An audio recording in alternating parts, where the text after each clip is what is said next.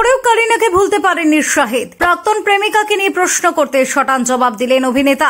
নবাব ঘরণীকে নিয়ে কি বললেন তিনি, শোনো। নায়ক নায়িকারা প্রেমের সম্পর্কে জড়িয়ে প্রায়শই লাইমলাইটে উঠে আসেন। ইন্ডাস্ট্রিতে এক সময় এমন বহু নায়ক নায়িকার প্রেমের জুটি জনপ্রিয় ছিল, এমনকি দর্শকরাও চেয়েছিলেন যে তাদের বিয়ে হোক, কিন্তু শেষ পর্যন্ত এমনটা হয়নি, বরং কোনো না কোনো ভাবে ভেঙে যায় তাদের সম্পর্ক। এই তালিকায় নাম রয়েছে জনপ্রিয় অভিনেতা শাহিদ কাপুর এবং করিনা কাপুরের। তাদের সম্পর্ক নিয়েও অনেক চর্চা হয়েছিল।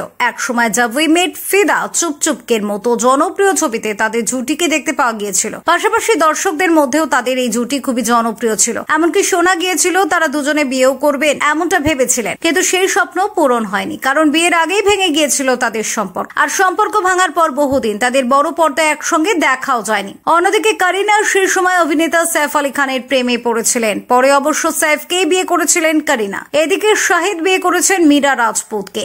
এরপর কেটেছে বহু বছর। এখন শাহিদ ও করিনা দুজনেই নিজেদের পরিবারের সদস্যদের নিয়ে সুখে আছেন। তো একবার একটি সাক্ষাৎকারে আবারও করিনাকে নিয়ে প্রশ্ন করা হয়েছিল কবির সিংকে। সেই প্রশ্নের উত্তরও হাসি মুখে দিয়েছিলেন অভিনেতা। শাহিদকে প্রশ্ন করা হয়েছিল যে সুযোগ পেলে অভিনেত্রী করিনার কোন গুণটি তিনি পেতে চাইবেন। উত্তরে শাহিদ বলেন, প্রথম ছবি থেকেই করিনার মধ্যে তিনি একজন সুপারস্টার হওয়ার লক্ষণ দেখেছিলেন, আর সেই গুণটি তিনি পেতে চাইবেন। যদিও এখানেই শেষ নয়, তাকে তারপর করিনার স্বামী সৈফ আলী খানকে নিয়ে প্রশ্ন করা হয়, কিন্তু খুব ঠান্ডা মাথায় সেই প্রশ্নের উত্তর দেন অভিনেতা। তাকে প্রশ্ন করা হয় কখনো যদি তার সৈফের সঙ্গে দেখা হয় তাহলে সে কি বলবে। অভিনেতা জানান তিনি সৈফকে হ্যালো বলবেন, তবে ভবিষ্যতে তাদের আর একসাথে দেখা যাবে কিনা তা জানাননি দুপক্ষের কেউই। ফিউরো রিপোর্ট, টক টু টাইম।